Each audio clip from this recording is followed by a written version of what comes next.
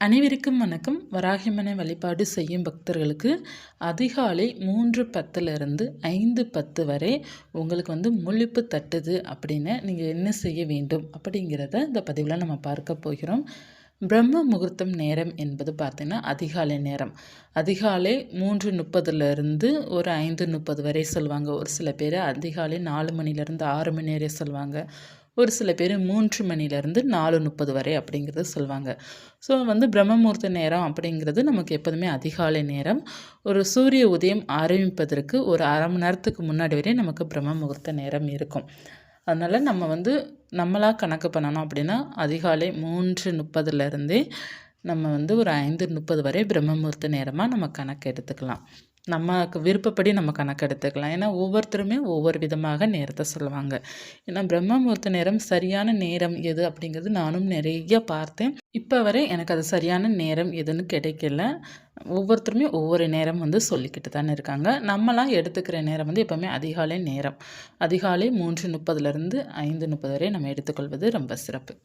இப்போ இந்த நேரத்துக்குள்ளே நமக்கு முளைப்பு தட்டுது அப்படின்னா என்ன செய்யணும் அப்படின்னு, இப்போ ஒரு 3 மணிக்கு முழிப்பு தட்டுதுன்னா உங்களால் ஒன்றும் பண்ண முடியாது. நீங்கள் எழுந்திரிச்சிட்டு மறுபடியும் தூங்க தான் செய்யணும். இப்போ உங்களுக்கு 4 மணிக்கு மேலே ஒரு 3:45 4 மணிக்கு மேலே உங்களுக்கு முழிப்பு தட்டுது அப்படின்னா தூங்காதீங்க. திரும்ப போயிட்டு தூங்காதீங்க, எழுந்திரிச்சிருங்க. உங்களுக்கு இந்த நேரம் முழிப்பு யாருக்கெல்லாம் தட்டும் அப்படின்னு, வீட்டில் அதிக தெய்வீக சக்தி இருக்கிறவங்க வீட்டில் கட்டாயமாக முழிப்பு தட்டும். அந்த வீட்டில் பார்த்திங்கன்னா தெய்வம் குடிகொண்டு அவங்களுடைய குலதெய்வமும் மற்றும் அவங்களுடைய இஷ்ட தெய்வத்தோட ஆசீர்வாதம் இருக்கிற வீட்டில் நிறைய பேருக்கு இந்த முகூர்த்த நேரம் பிரம்ம முகூர்த்த நேரத்தில் கட்டாயமாக முழிப்பு தட்டும். ஒரு அதிகாலை 3 ஒரு 5 மணிக்குள்ளே கட்டாயமாக 100% முழிப்பு தட்டும். நிறைய பேர் அதை திரும்ப தூங்கிடுவாங்க. ஆனால் நீங்கள் உங்களுடைய தூக்கத்தை பொறுத்து நீங்கள் எழுந்திரிச்சு இந்த 2 விஷயங்கள் செஞ்சாலே போதும், உங்கள் வாழ்க்கை அற்புதமாக மாறும். இப்போ நீங்கள் என்ன செய்யணும் அப்படின்னா, இந்த பிரம்ம முகூர்த்த நேரத்தில் எழுந்திரிச்சிட்டாலே உங்களுடைய மனசை பாசிட்டிவாக வச்சுக்கிடணும். ஏன்னா இந்த நேரத்தில் நீங்கள் என்ன பிளான் பண்ணுறீங்க, என்ன யோசிக்கிறீங்க, அடுத்து நம்ம என்ன பண்ணலாம் அப்படிங்கிற முடிவுலாம் எடுப்போம் பார்த்தீங்களா, அதெல்லாம் இந்த நேரத்தில் பண்ணும்போது 100% நமக்கு அது சூப்பரான ரிசல்ட்டு கொடுக்கும். மற்றும் அந்த நேரத்தில் நம்ம என்ன நினச்சிக்கிட்டே இருக்கோமோ அதுதான் நடக்கவும் நமக்கு செய்யும். அதனால் இந்த நேரத்தில் உங்களுக்கு என்ன தேவை, இப்படி நடந்தால் உங்களுக்கு நல்லாயிருக்கும் அப்படிங்கிறது உங்களுக்குள்ள ஒரு சில விஷயங்கள் இருக்கும் இல்லையா, அதை மட்டும் நீங்கள் நினச்சிக்கோங்க. இதை மட்டும் நீங்கள் கட்டாயமாக கடைப்பிடித்தாலே போதும். இந்த நேரத்தை முன்னேற்றத்திற்காக நம்ம பயன்படுத்தும் போது 100% வெற்றி கிடைக்கும். அவ்வளோ ஒரு அற்புதமான நேரம் தான் இந்த நேரம். இப்போ நம்ம முக்கியமாக கடைப்பிடிக்க வேண்டியது, இது யாரெல்லாம் முடியுதோ அவர்கள் கடைப்பிடிச்சுக்கோங்க, கட்டாயம் கிடையாது. 2 விஷயம் சொல்கிறேன். ஒன்று பார்த்தீங்கன்னா, எப்போதுமே அதிகாலை உங்களுக்கு முழிப்பு தட்ட ஆரம்பிச்சிடுச்சு அப்படின்னாலே நீங்கள் வீட்டில் விளக்கேற்றுவது ரொம்ப ரொம்ப நல்லது. ஏன்னா அதிகாலை உங்களுக்கு 4 மணிக்கு 4:30க்கெலாம் முழிப்பு தட்டுது அப்படின்னா வீட்டில் தெய்வீக சக்தி அதிகமாக இருக்குது, உங்கள் குலசாமி அந்த வீட்டில் இருக்கிறாங்க அப்படிங்கிறது அர்த்தம்.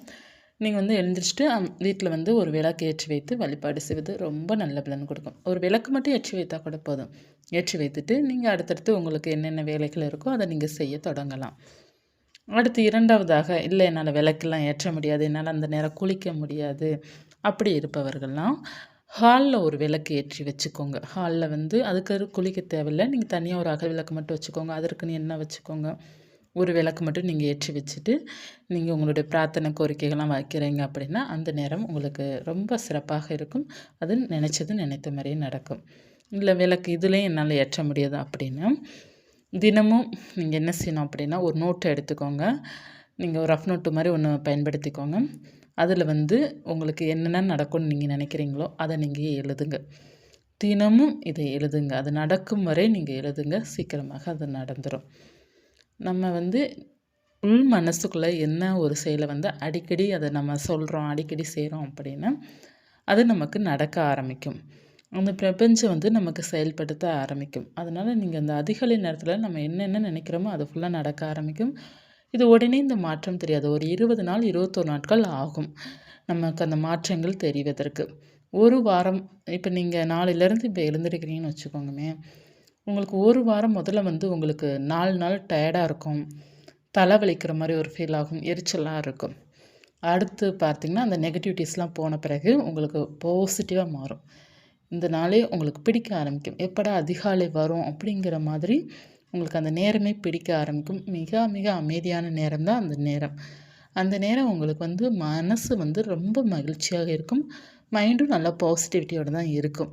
அதனால இந்த நேரம் வந்து பிடிச்சிருச்சு அப்படின்னா, எல்லாருமே இந்த நேரத்த தான் அதிகமாக வந்து அவங்களுடைய முன்னேற்றத்திற்காக இது பயன்படுத்துவாங்க. அதனால இத நீங்க கட்டாயமா செய்யுங்க. விளக்கேற்ற முடியாதவர்கள் தினமும் ஒரு நோட்ல உங்களுக்கு தேவையானதை எழுதுங்க. உங்களுக்கு என்ன வேண்டுமோ அதை எழுதுங்க. பிரார்த்தனை பண்ணுங்க. தியானம் பண்ணோம் பார்த்தீங்களா, அதே போல அந்த இறைவனை நினச்சி மனசுல பிரார்த்தனை பண்ணுங்க. உங்களுக்கு கட்டாயமாக உங்கள் வாழ்க்கை சூப்பராக மாறும். வராகி பக்தர்களுக்கு கட்டாயமாக இந்த நேரம் முழிப்பு தட்டும். இந்த நேரத்தில் முழிப்பு தட்டுச்சு அப்படின்னாலே ரொம்ப ரொம்ப நல்லது. வராகிமனை மனசில் பிரார்த்தனை பண்ணிக்கோங்க. விளக்கேற்ற முடியாட்ட கூட பரவாயில்ல, பிரார்த்தனை பண்ணிக்கோங்க. வராகிமன் பக்தர்கள் வந்து வாழ்க்கையில் வந்து ரொம்ப நல்ல மாற்றத்தை உச்சத்தை தொடணும், முன்னேறணும் அப்படின்னு நீங்கள் நினச்சிங்க அப்படின்னா உங்களை நீங்கள் நிறைய மாற்றிக்கொள்ளணும். உங்களுடைய சோம்பேறித்தனத்தை நீங்கள் விடணும், உங்களுடைய கவலைகளை விடணும், உங்களை நீங்களே வந்து ரொம்ப ஆக்டிவாக வச்சுக்கிடணும். அப்படி வச்சுக்கிட்டால் மட்டும்தான் உங்களுக்கு முன்னேற்றம் கிடைக்கும். வராகி பக்தர்களுக்கு வந்து முன்னேற்றங்கள் வந்து கிடைக்கும். ஏன் அப்படி சொல்கிறேன் அப்படின்னு, வராகி பக்தர்கள் நிறைய பேருக்கு எனக்கு பழக்கம் இருக்கு இல்லையா, அவர்கள் எல்லாருமே அவங்களுடைய ஆட்டிடியூட் மற்றும் அவங்களுடைய செயல்கள் மாற்றிய பிறகு தான் அவங்களுடைய லெவல் நல்லா போய்கிட்டு இருக்குது.